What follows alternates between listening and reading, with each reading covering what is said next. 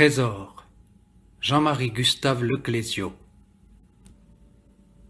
C'était au temps où on n'égorgeait pas les chevaux lorsqu'ils étaient devenus trop vieux pour servir, mais on les laissait partir dans les montagnes pour qu'ils rencontrent la mort dans l'ivresse de la liberté.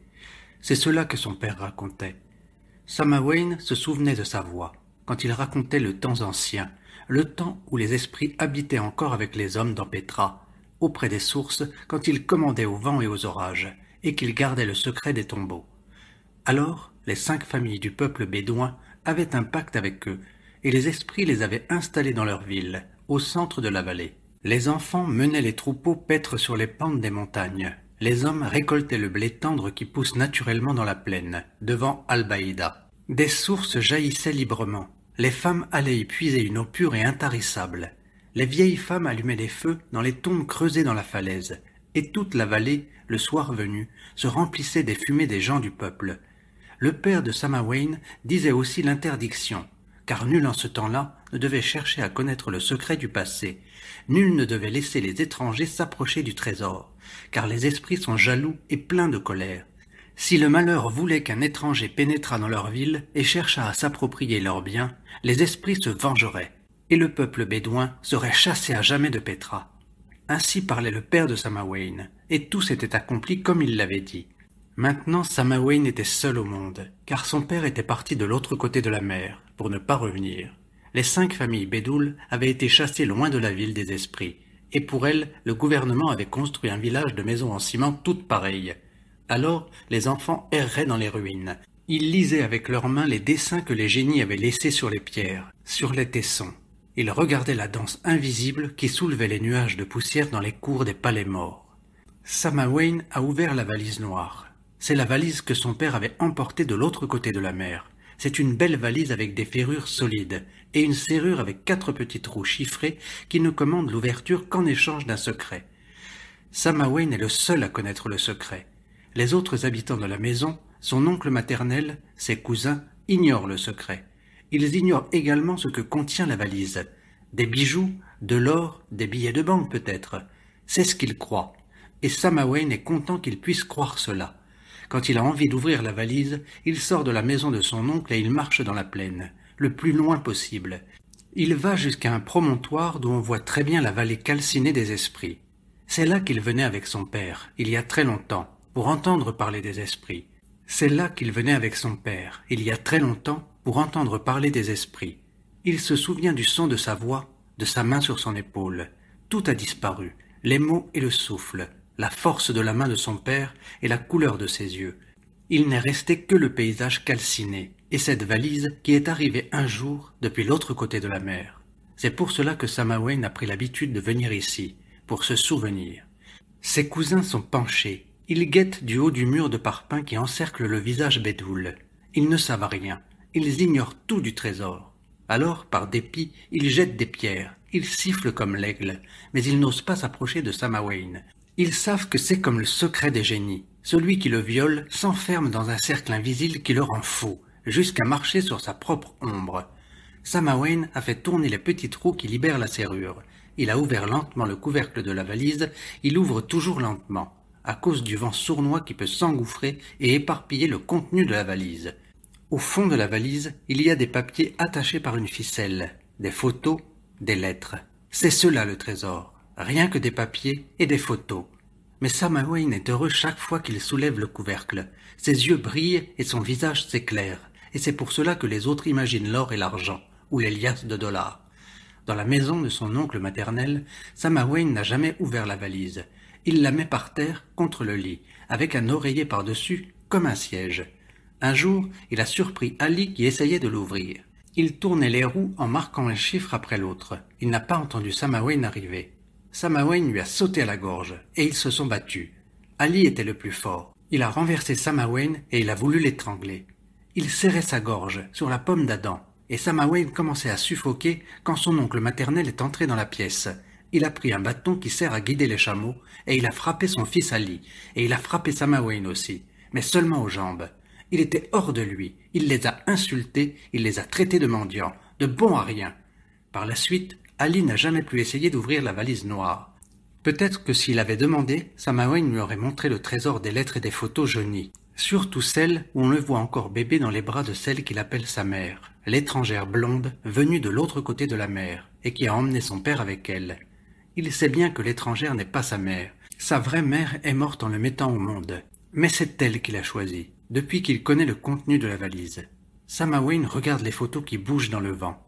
Il lit avec application les mots en anglais qui sont marqués derrière la photo. Love, Sarah. Personne d'autre que lui ne connaît ces mots. Ils sont lourds. Ils pèsent sur ses paupières, ils font battre trop vite son cœur. En dessous de lui, la vallée calcinée est solitaire. Il n'y a plus de fumée, même les oiseaux se sont tus. Peut-être que c'est pour cela que son père est parti. Un secret est parfois trop lourd à porter. LG, hiver 1990. Ainsi, moi, John Burckhardt, je pénètre à nouveau dans le mystère du temps. Après tant de fatigue, tant d'atermoiements, je m'approche de cette muraille. J'entre dans le passage du Sikh, ainsi l'appelait le voyageur dans son journal. Dans la lumière pâle de la première aube, les montagnes semblaient encore plus étrangères. Elles avaient quelque chose de maléfique, de surnaturel. J'avais refusé les guides pour entrer seul dans la cité des morts. Tout était désert alentour. Le visage, les abords des hôtels, même la grotte où autrefois on louait des chevaux. La vie s'était retirée de cette vallée. Les regards s'étaient tournés vers ailleurs. Alors, j'étais revenu à ce mois d'août 1812 où tout avait commencé, quand le voyageur dont je porte le nom marchait sur ce même sentier, descendait vers la muraille brûlée où s'ouvre le Sikh. Moi aussi, j'entre dans le monde des morts. Les roches, à peine sorties de l'ombre de la nuit, ont la couleur pâle de la mort, et certaines sont pareilles à des crânes aux orbites béantes, à la mâchoire édentée. J'ai osé entrer dans une tombe. Le sol est couvert d'une poussière très fine, presque impalpable. Je sais que le voyageur a dû y entrer lui aussi, avant de s'engager dans le défilé. Il y a une odeur âcre d'urine, et à l'entrée, j'ai vu des crottes de bique. Quand il est entré dans cette tombe, le guide a dû rester au dehors à l'attendre. Il a déposé sa vieille chèvre dans la poussière, et il s'est assis sur une pierre. Peut-être a-t-il cru, comme le voudrait le voyageur étranger, qu'il était entré dans la tombe pour se livrer à un besoin naturel. Puis ils sont arrivés devant le pont construit par les génies à l'entrée du défilé, à une hauteur vertigineuse pour qu'aucun homme ne puisse s'en approcher. Et déjà le guide surveillait le voyageur. Déjà il avait compris que cet homme étrange, enveloppé dans son manteau et coiffé de ce turban invraisemblable, avait voulu venir jusqu'ici pour dérober le trésor secret des morts. Il marchait en tirant la corde de la chèvre et celle-ci freinait la marche, comme si elle avait compris ce qui l'attendait au bout du chemin. Sous son poil jaunâtre, taché de poussière, son cœur de chèvre devait battre très vite, et sa respiration écartait ses côtes maigres. Maintenant, moi aussi, je marche vers le secret. Dans la pénombre, je vois la silhouette mince du guide. Pour marcher plus vite, il s'est déchaussé. Il a caché ses sandales sous une pierre et il a chargé la vieille chèvre sur ses épaules.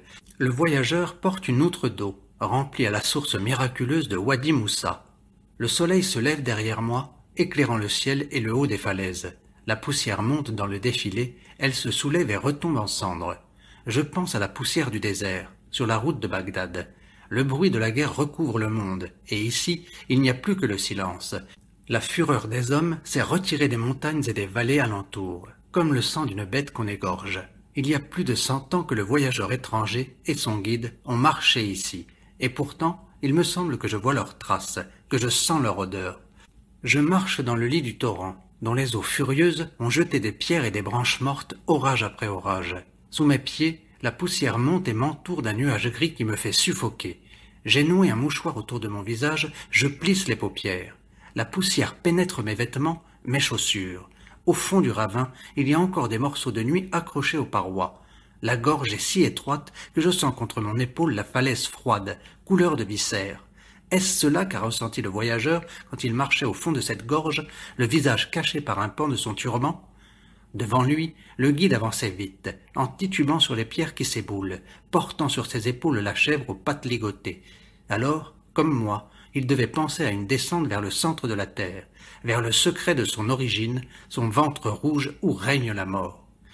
Cela devait lui serrer le cœur, comme cela serre le mien en cet instant, et la poussière l'étouffait.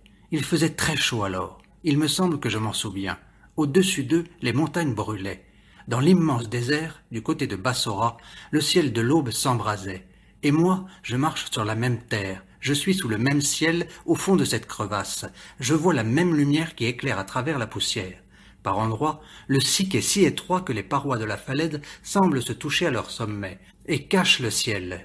Le guide marchait sans s'arrêter, loin devant le voyageur. Il me semble que j'entends clairement le bruit des pas sur les cailloux, et le souffle rauque de la chèvre. À mesure que la lumière du jour augmente, je distingue sur les parois les marques, les balafres, les fissures qui montent jusqu'en haut, les signes effacés déjà retournés au temps géologique. J'ai le cœur serré, j'ai du mal à respirer parce que je suis entré dans un autre monde, un monde où les génies ont laissé leurs traces. Le temps n'est qu'un battement, et je suis tout près du voyageur. Je marche dans son ombre. Je me suis arrêté devant un cygne. À gauche, au ras des alluvions du torrent, il y a un petit sanctuaire creusé dans la falaise. L'eau à cet endroit a dû faire un tourbillon, et seul le bas du sanctuaire a été effacé. À l'intérieur du sanctuaire, encore indécise dans la pénombre, jaillit une forme arrondie, pareille à un œuf de pierre. Sur le paroi brisé de la falaise rouge, au-dessus de la poussière et des tourbillons desséchés, au milieu des cassures et des angles, dans toute cette poussière et cette violence, la rondeur était étrange et douce, et je la regardais sans bouger. C'est elle que le voyageur a dû voir lui aussi, quand il a pénétré dans le Sic pour la première fois. Le guide a dû poser la chèvre sur le sol pour revenir en arrière, et tirer le voyageur par la manche de sa robe, en disant des mots de colère. La pierre était magique, elle le regardait comme un miroir. Puis ils ont repris leur route au fond de la gorge, disparaissant dans les tourbillons de poussière que soulevaient leurs propres pas. Et moi je marche vers le secret. J'entre dans le même nuage de poussière. Mon cœur bat très fort, j'ai la gorge sèche, parce que je sais ce que je vais voir. J'attends cet instant, il est devant moi, encore caché, et pourtant il brûle ma vue. À chaque détour de la falaise, à chaque faille, j'attends de le voir. Il me semble que je ne fais que revenir sur le chemin que j'ai parcouru autrefois, il y a si longtemps. Je marche dans un rêve, ou bien dans les pages de ce livre que j'avais lu dans la bibliothèque de mon grand-père à Zurich, ce livre relié de cuir rouge qui parlait de ces lieux fabuleux, Damas, Kérak, Shobak, Man, Aqaba, les pages qui parlaient d'Elji, de Wadi Moussa, du Sic et de ce peuple au nom étrange, les Liaten. C'était mon histoire, écrite au fond de moi. Je la reconnaissais à chaque pas. J'étais si troublé que j'ai dû m'arrêter, m'asseoir sur une pierre pour reprendre mon souffle. Maintenant, le jour est tendu au-dessus du Sic. Le ciel brûle. Dans la gorge, il y a encore des flaques d'ombre. On sent l'eau qui coule sous la terre. Dans un instant, m'ont résonné les premiers galops des chevaux, les appels des guides qui accompagnent les touristes. C'est juste cet instant. Entre la nuit et le jour, il s'efface déjà. Dans un instant, les avions vont obscurcir le ciel au-dessus de l'Irak. Ils vont lâcher leur tapis de bombes. Il me semble que si j'atteins le secret, maintenant, tout sera différent. Je serai réuni au temps du premier voyageur, quand le monde était encore innocent, qu'il tournait lentement autour de la coupole du mont Haroun. J'ai couru pour échapper à l'angoisse de cet instant. Devant moi, caché par les replis du Sic, je devinais le guide et le voyageur. J'entendais le bruit de leurs pas. J'entendais leur souffle, la plainte de la chèvre qui grelottait. Tout d'un coup, je l'ai vu. Le trésor, la légèreté, la tendresse, la nouveauté, une idée, mieux qu'une idée, un rêve, couleur de nuage. Comme cela il lui est apparu en cette matinée du 22 août 1812, vers 8 heures, au débouché du Sic, après tant de fatigue et d'atermoiement, immense et brillant comme l'aurore entre les parois noires de la montagne. Alors, comme moi, il titubait sur la place, enveloppé dans les tourbillons du vent de poussière. Il posait l'autre dos par terre, il s'asseyait pour mieux voir. Le guide avait déposé la chèvre ligotée sur le sol, et lui aussi regardait la demeure des génies. Puis il s'est retourné vers Burkhardt et lui a demandé « Que fais-tu » Le voyageur, courbé en avant, serrant dans ses mains son cahier de notes caché sous sa robe, « Je ne peux plus marcher, je suis fatigué, restons un instant ici. » Mais son regard brillant démentait ses paroles. Il ne sentait aucune fatigue. Son cœur battait plus fort, ses yeux brûlaient, parce qu'il avait découvert le trésor. Un rêve, pensait-il, un rêve inachevé, tremblant encore de la vibration de la nuit qui l'avait créé, au bord de l'oubli, jaillit comme un visage de pierre. « Viens, hâtons-nous » disait le guide. « Le tombeau de Haroun est encore loin, les génies sont partout. » Son visage noir était tendu, son regard aiguisé comme un métal. Il était debout au centre de la place, tournant le dos au tombeau, son manteau en haillons secoué par le vent. À ses pieds, dans la poussière, la vieille chèvre rampait, ruant de ses pattes ligotées pareil à une bête qu'on égorge. Dans ma poitrine, il y a les coups de mon cœur. La solitude de la guerre est mortelle. J'entends les bruits des voix, les cris aigus des enfants, les coups de massette des ouvriers qui sculptent la pierre. Je sens même l'odeur de poudre de la pierre qui éclate. Je sens la sueur des hommes. Je suis sous le même ciel, je respire le même vent. Les nuages glissent éternellement. Là-bas, un peu plus loin, sur la route d'Al-Hajjara, passent les mêmes nuages, et leur ombre voyage facilement jusqu'au confluent des deux fleuves où le monde a commencé. Je respire le même vent, la même poussière. J'entends les mêmes cris d'oiseaux, les croassements des corbeaux, les sifflements de l'aigle. Sur les pierres au ras du sol, il y a des mouches plates, et les herbes maigres vibrent dans le vent. Je suis dans la vallée de la mémoire. Dans la faille où le temps est tapi comme une ombre, je marche sur mon propre corps. Je suis entré dans une tombe ouverte sur la falaise, de l'autre côté de la vallée, en face du trésor. J'ai grimpé au rocher, je me suis assis à l'entrée de la grotte. C'est une salle immense, creusée dans la falaise. Les parois sont rouges, tachées de suie. Il y a une grande fêlure qui part du sommet de la falaise, traverse le tombeau et descend vers le centre de la terre. Quand je suis entré, je l'ai vu, et j'ai frissonné comme si c'était vraiment la cassure qui rompra le monde. Je pense au Gore et à la grande vallée du Wadi Moudjib, à cette lèvre de lave.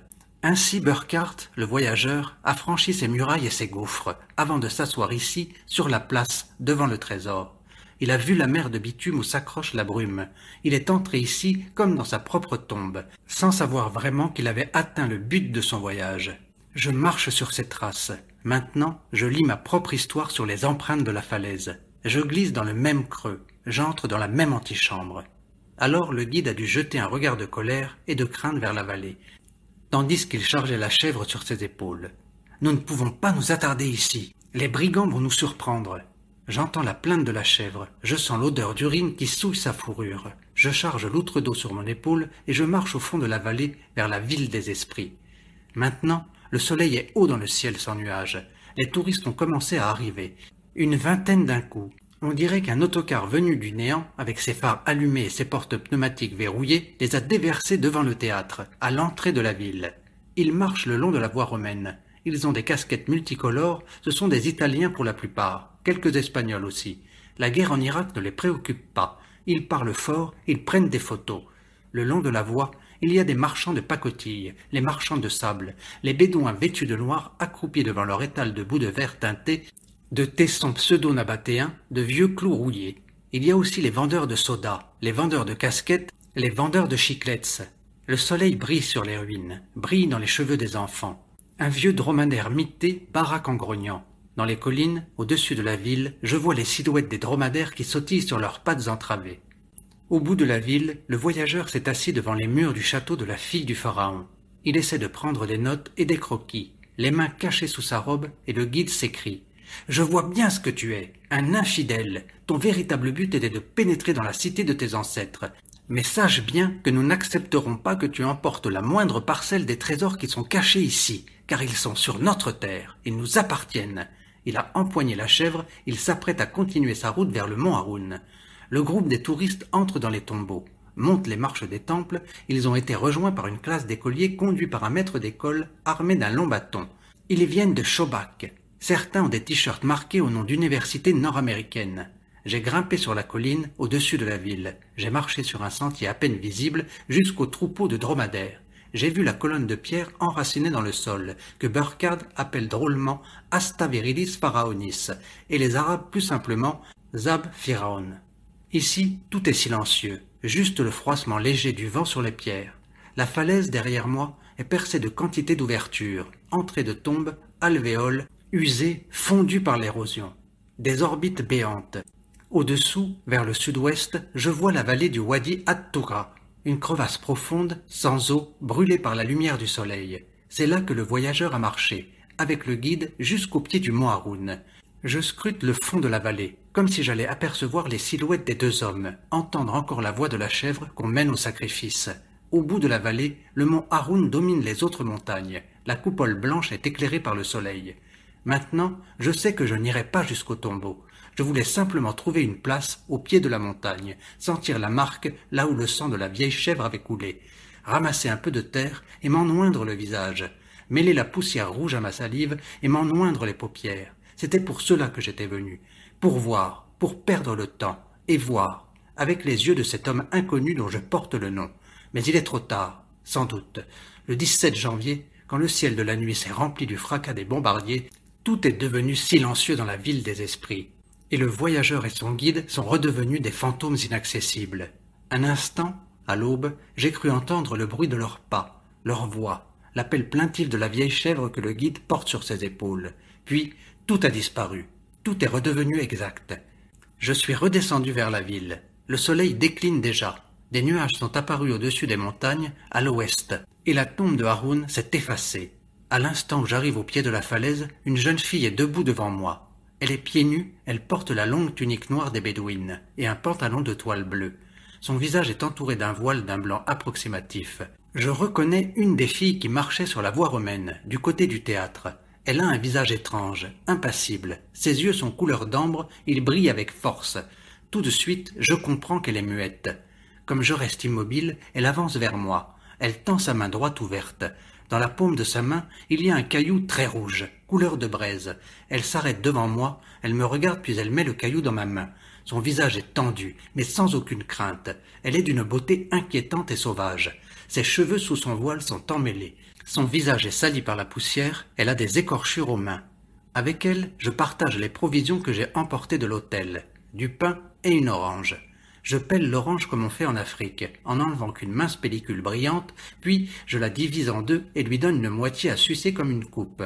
La jeune fille imite mes gestes, elle boit le jus et elle recrache les pépins, et les bouts de pulpe. Elle a les lèvres gercées par le soleil et il lui manque des dents. Quand elle a fini de manger, elle reste accroupie contre la paroi de pierre, à l'ombre d'un rocher.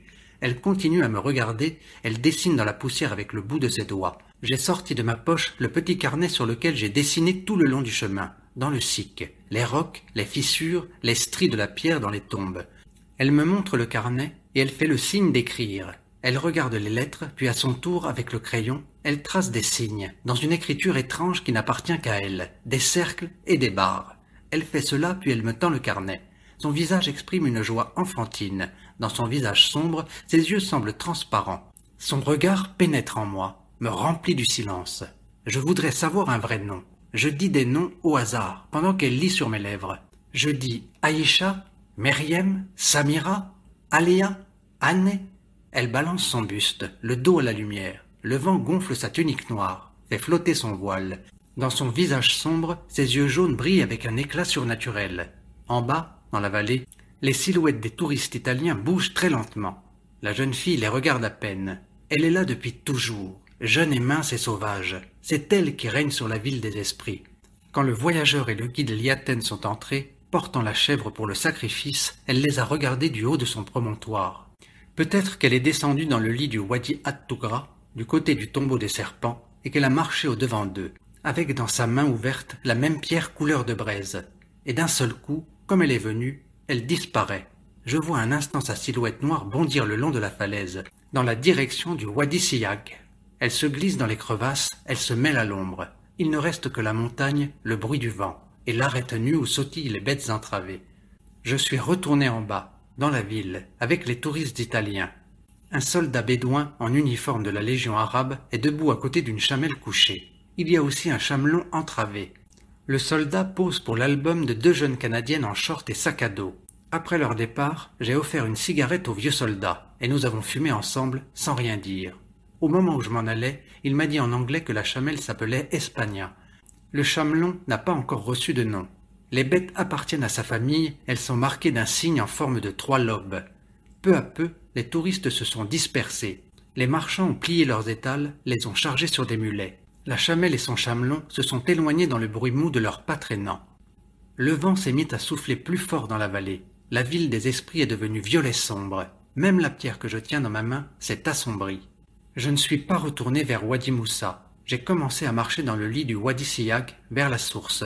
Il y a en moi un vide, une impatience. Je veux voir ces falaises, ces roches éoliennes, les yeux des tombeaux ouverts sur la nuit qui arrive. C'est ainsi qu'ils étaient apparus aux voyageurs intemporels. Tandis qu'ils marchaient à la lueur du crépuscule, le long du ravin jusqu'au pied du mont Haroun, ils ressentaient la même impatience, le même vide. Ils se hâtaient derrière le guide vers le lieu du sacrifice. Il attendait que le sang jaillisse de la gorge de la chèvre haletante et coule sur la terre poudreuse, la colore de cette teinte de braise. Moi aussi c'est le sang qui me guide, la tache brune dans le creux de ma paume, cette pierre que la fille muette m'a donnée comme une gemme. Elle brûle ma main. C'est mon seul talisman contre la fatalité de la guerre. Je suis brûlé par la soif. Depuis l'orange partagé avec la muette, je n'ai rien bu. Je n'ai plus de salive dans ma bouche et mes lèvres saignent. De chaque côté, les hautes parois de la falaise chauffent comme des fours, restituent la lumière emmagasinée pendant le jour, et dans ma main, la pierre rouge et lancinante. Je marche, sans savoir pourquoi, sans comprendre où je vais. Je dois trouver la source, c'est la seule chose qui m'importe, qui m'obsède. Passé le promontoire du fort croisé de Abyss, le Wadi Siyag fait une grande courbe. C'est là que les tailleurs de pierre sont venus chercher leurs blocs autrefois. La montagne est sculptée comme à grands coups de hache. Au pied des carrières, il y a des champs cultivés, des étendues de blé. Le ruisseau serpente en minces filets entre les plages de galets et de sable. Il n'y a personne. J'entends encore les cris des corbeaux quelque part, qui résonnent au fond de la vallée, ou bien très haut, le gémissement des rapaces. Je marche en cherchant des traces, les traces légères de ses pieds nus dans le sable. La jeune fille a dû passer ici il y a 1 heure peut-être. Elle a remonté le ruisseau jusqu'à la source. C'est là qu'elle habite. Je sens son regard sur moi. Son regard étrange et liquide, son regard lisse qu'aucun mot ni aucun outrage ne peuvent troubler. Je marche sans reprendre haleine, la pierre rouge serrée dans ma main droite.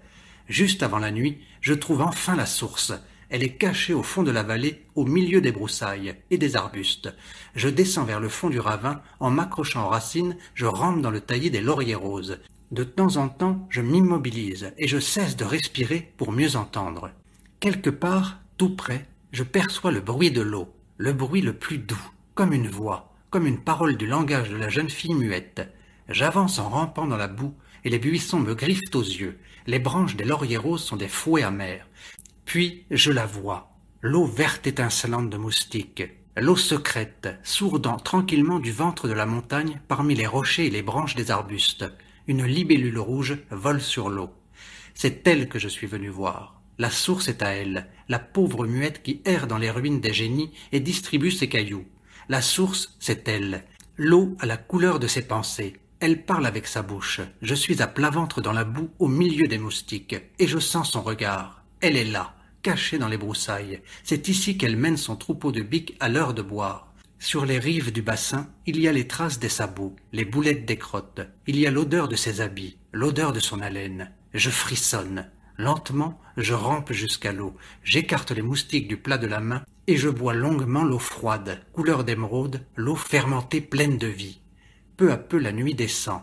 Il y a un froufrou de ramiers pas loin, les cris des crapauds. Dans le ciel gris, le vol titubant des chauves-souris. Je suis heureux, un peu ivre de cette eau, on dirait. Je redescends la vallée vers les plages, là où le Siyag serpente à travers les hautes herbes et les champs de blé. Maintenant, je ne sens plus la solitude. Ici, à Petra, je suis tout près de l'entrée, à la porte même d'un autre monde, ce monde où l'ancien voyageur n'est jamais entré. Ailleurs, la guerre dévore les hommes, assassins honteux et maudites victimes. Mais dans cette vallée vivent toujours les esprits. J'ai retrouvé le tombeau au bas de la vallée, là où le Siyag se divise. Il pleut à présent, et à l'instant de franchir le seuil du tombeau, j'hésite un instant. C'est ici que vit la jeune fille muette. Sur la paroi du tombeau, je vois sa silhouette, la longue tunique noire, sa chevelure défaite sur les épaules. La nuit a déjà mis de l'ombre sur ses lèvres. Mon cœur cogne si fort que je perçois ses coups dans mon corps, dans mes membres, à la saignée des coudes.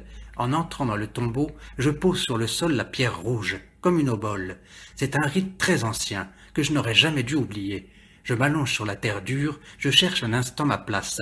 L'entrée du tombeau s'ouvre sur un gris très doux. Il y a une odeur de fumée, d'une braise très lointaine, du temps où les vivants et les morts savaient dormir ensemble. La jeune fille muette est assise à côté de moi. Je sens le parfum de sa peau, de ses habits.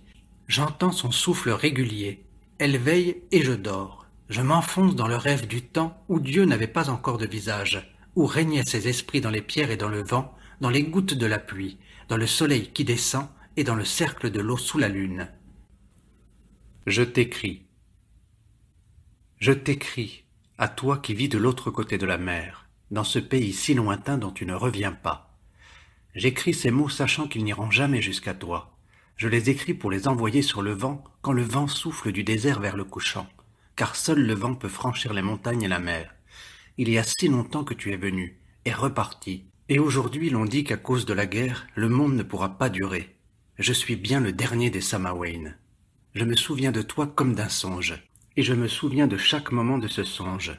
Les paroles que tu disais dans ta langue, la clarté de tes yeux, l'or de tes cheveux, la grande robe blanche que tu portais et qui étonnait tous les gens, parce que dans notre village, les femmes sont vêtues de noir.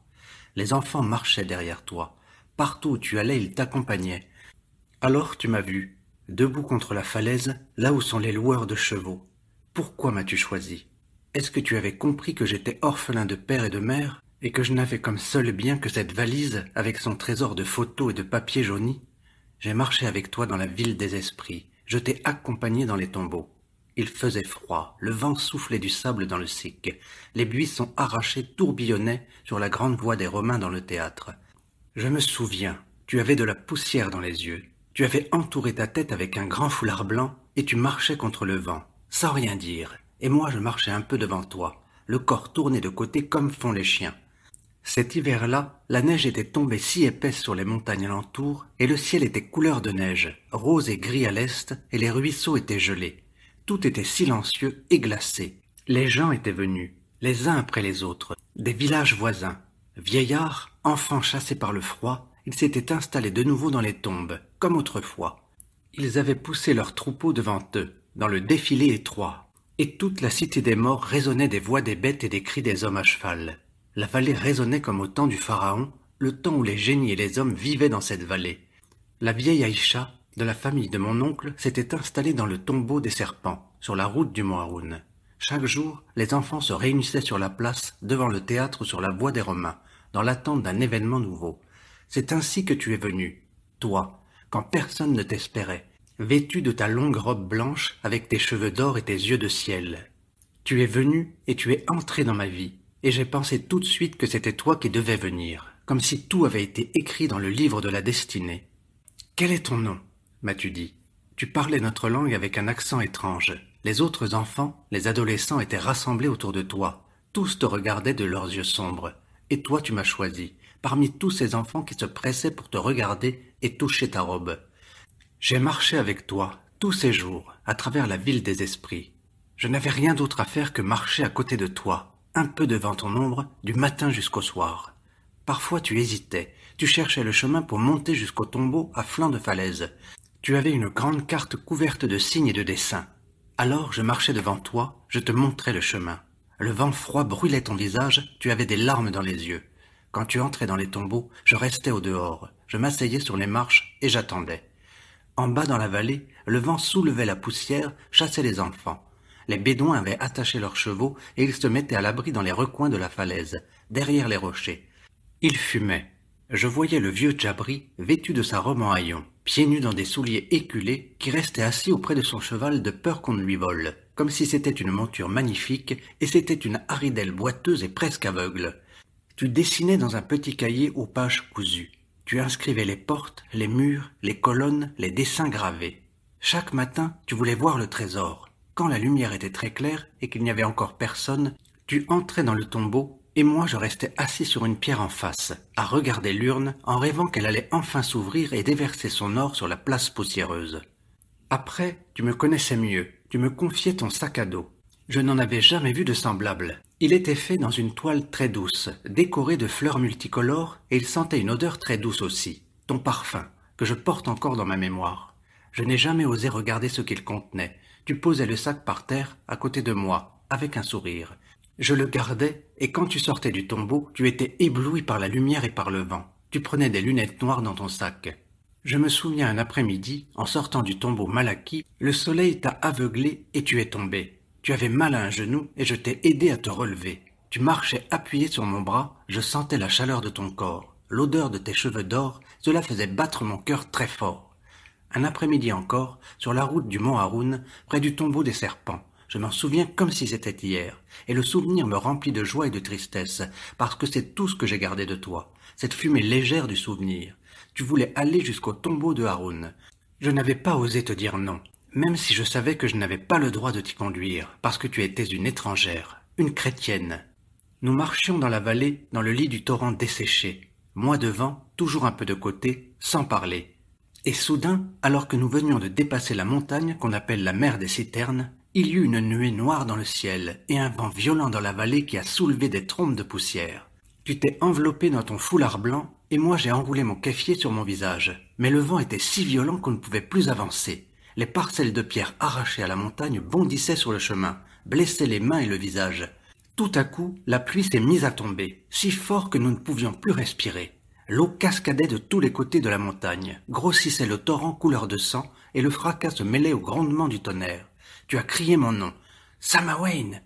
Il me semble que j'entends encore ton cri, et je tressaille d'inquiétude. J'ai compris que tu étais perdu. Tu avais peur. Je t'ai prise par la main et je t'ai guidée jusqu'à la falaise, vers les rochers éboulés qui mènent à l'entrée du tombeau, là où vivait la vieille Aïcha. Dans la grotte, il faisait chaud comme dans une maison. Nous avons regardé la pluie tomber et les éclairs zébrer le ciel, et le torrent emporter la terre au fond de la vallée. Tu tremblais de froid. Tes cheveux mouillés collaient à ton visage et sur tes épaules. Tu as mis ton bras autour de moi et tu m'as serré très fort. Jamais je n'avais connu de moment semblable. Nous étions seuls au monde dans cette grotte au bord du torrent, tandis que la terre entière était emportée par l'eau et par le vent. Les éclairs touchaient les montagnes, les brisaient avec un bruit effrayant. Tout le jour nous sommes restés assis dans la grotte, tapis contre la muraille. Quand la pluie a cessé, j'ai entendu la voix de la vieille Aïcha qui se plaignait dans la tombe voisine. Je suis allé chez elle, je lui ai dit de préparer le thé et de quoi manger. D'abord, elle n'a pas voulu. Elle proférait des menaces du fond de son antre, comme une sorcière. Puis tu es venue, dans la lumière du crépuscule, après la pluie. Tu étais aussi blanche et belle qu'un génie au commencement du monde. Quand il n'y avait que les esprits qui habitaient cette vallée et les monts Chara, avant même que ne vienne ici le prophète Haroun, quand un grand fleuve coulait et que les pâturages étaient infinis. Ainsi parlait mon père au bord de la falaise, et avant lui son propre père. La vieille Aïcha a mis la bouilloire sur le feu pour le thé. Elle a sorti d'une besace du pain et des dattes pour moi et pour l'étrangère. Tu as mangé et tu as bu le thé noir. Tu frissonnais de fièvre. Dehors, la nuit était obscure. Il y avait seulement la lueur intermittente des éclairs sur les montagnes. Moi aussi j'ai partagé le pain et j'ai bu du thé brûlant. Je ne savais plus qui j'étais. Il me semblait que je revivais un souvenir très ancien. Ensuite, la vieille a déroulé un tapis près du feu et tu t'es couché, la tête appuyée contre une pierre. La nuit était infinie et je me suis installé à l'entrée du tombeau, à ma place, et j'ai veillé pendant que toi, l'étrangère, tu dormais. Cela aussi je ne peux pas l'oublier. C'était ma nuit, écrite dans ma mémoire, cette nuit rayée d'éclairs qui tournaient autour du tombeau, et le feu vacillant qui éclairait ta robe tandis que tu dormais, et la vieille Aïcha qui lançait des brassées de brindilles et des racines mortes dans les flammes, le tourbillon de la fumée et le crépitement des étincelles. La nuit a tourné, comme si elle ne devait jamais finir. Toi, l'étrangère dormant, enroulée dans le tapis, la tête appuyée sur la pierre, la vieille accroupie près du feu, son visage encore plus noir à cause de la fumée, et moi à l'entrée du tombeau, le dos appuyé à la pierre froide. À l'aube, le feu s'est éteint complètement, et la vieille est allée se coucher au fond de la grotte. La pluie avait cessé. J'avais les yeux écorchés de fatigue, mais j'avais juré de ne pas m'endormir. L'aube s'est rompue lentement, les rochers sont apparus de plus en plus rouges. Au fond de la vallée, le torrent de la nuit avait cessé de couler. Il ne restait que les flaques couleur de sang caillé. Avant le jour, j'allais de retour avec la valise de mon trésor. Tu étais réveillé. Pour toi, j'ai fait le chiffre secret et j'ai ouvert la valise. Et l'une après l'autre, j'ai sorti toutes les lettres, les photos, les cartes postales qui montraient le pays où mon père était mort. Tu as lu les lettres à haute voix. Les lettres écrites par la femme aux cheveux d'or qui m'a tenu dans ses bras quand j'étais bébé et que j'ai appelée ma mère. Tu lisais dans cette langue étrangère et chantante que je ne connais pas, mais qui est belle comme une musique. Le jour qui se levait brûlait mes paupières. Je me suis endormi en écoutant les mots chantants, la tête appuyée contre mon bras, comme quand on écoute un conte. Tout cela est passé. Maintenant mon oncle est mort. Il avait été dans la légion du grand Abdullah quand il se battait sur les épaules de la terre. Pour la ville sainte. Il est mort dans sa maison de ciment au village Bedoul, le visage tourné vers la ville des esprits. Là où il était né, là où mon père et le père de mon père étaient nés. Mais les esprits eux-mêmes ont cessé d'y vivre. Ils ont été remplacés par les touristes et les curieux, qui traversent jour après jour comme un vent de poussière. Les soldats vaincus se sont arrêtés sur la rive du fleuve, et du haut de la falaise, ils regardent la ville sainte jusqu'à ce que les yeux soient brûlés. Que reste-t-il aux hommes quand les guerres sont finies? Le silence, comme aujourd'hui sur le grand désert au sud de Bagdad. Le silence qui serre le cœur des vivants et qui ouvre une fissure au cœur des pierres. Toute ma vie, j'attendrai que revienne la jeune étrangère aux cheveux d'or, qui apportait le message de mon père, de ce pays lointain où la neige brille sur les montagnes et où les champs d'herbe sont vastes comme la mer. Ce pays au nom fabuleux qu'elle prononçait pour moi dans le tombeau au lever du jour. Basel, Berne, Fribourg, Winterthur, Lucerne, Soleure, Sierre, et les rivières au nom doux et puissant. Ar, Rhin, Rhône, dont l'eau ne cesse jamais de couler. Ce pays dont mon père parlait dans ses lettres, où il y a l'abondance, où les arbres se brisent sous le poids des fruits, où les enfants ont les yeux si bleus. Peut-être que c'est ma mère qui reviendra. Je ne sais d'elle que son nom, Sarah. D'elle, je n'ai plus que ses photos, l'une enlevée à son passeport, où elle est très jeune, avec des lunettes d'étudiante et un sourire si sûr, l'autre où elle est avec moi dans ses bras, un peu floue, sur la route d'Al-Baïda, et on voit dans le fond la grande tente de laine brune où elle habitait avec mon père. Quand je me suis réveillé de ce songe, il faisait froid dans la grotte. La vieille Aïcha somnolait, tassée sur elle-même comme une momie. Elle s'est à peine réveillée quand je l'ai secouée. Où est-elle? Où est l'étrangère? Réponds-moi, sorcière, cesse de dormir. N'as-tu pas vu quand elle est partie? J'ai couru à perdre haleine à travers la ville des esprits. La pluie avait tout lavé, tout balayé. L'aube avait de grands nuages en haillons qui tournoyaient au-dessus de la vallée. Sur les montagnes, à l'ouest, il y avait des plaques de neige. J'avais le cœur déchiré à cause du silence et de la solitude. Je ne savais même pas son nom. J'ai crié celui de ma mère. Sarah! Comme si mon cri pouvait franchir les montagnes, la mer et les espaces perdus, et aller jusqu'au bout du monde, là où elle était, là où mon père était enterré. Ainsi ma grand-mère l'avait entendu, le jour où mon père avait été mortellement mordu par la scie à couper les grands arbres des montagnes. Un cri qui l'avait poussé et qui l'avait fait tressaillir, elle qui l'avait porté dans son ventre et mis au monde. Puis elle s'était couchée et elle s'était laissée aller à la mort. Tout le jour, j'ai marché dans la vallée, remontant et descendant le Sic, à la recherche de traces invisibles. Sur la terre, dans la tombe de la vieille Aïcha, j'ai senti son odeur, la place où elle avait dormi, la tête près du feu, abandonnée à la fureur de l'orage. Maintenant, je sais bien que je ne reverrai jamais l'étrangère. Je n'irai pas à l'autre bout du monde. Je dois rester ici, à veiller sur le bien des esprits. Le même soir, je suis revenu à la grotte. J'ai dit à la vieille Aïcha de préparer le thé. Elle l'a préparé comme si l'étrangère allait venir. Elle a disposé les 4 verres sur le plateau, elle a fait couler le breuvage amer. En partant, pour la dédommager, je lui ai laissé la valise avec tout mon trésor. Je sais bien qu'elle va jeter au feu les photos et les lettres, les cartes postales et les certificats. Cela va faire encore un peu de suie sur son visage et sur les murs du tombeau. Dans la valise aux serrures ouvertes pour toujours, Aïcha mettra ses trésors à elle, ses chiffres, ses aiguilles, son ruban de ceinture et les paquets de thé noir, peut-être des biscuits Marie. J'ai marché d'un pas léger vers le nord, vers le village Bedoul. Dans les montagnes, on n'abandonne plus les chevaux qui vont mourir. On les use jusqu'à la dernière heure, et quand ils tombent à genoux sur le chemin, on les envoie à l'équarrisseur. Je suis le dernier des Samawain, léger d'argent et sans trésor. Aujourd'hui, j'ai quitté l'incertitude de l'enfance, et je marche jusqu'à ma mort sur la même route, comme doivent le faire les hommes.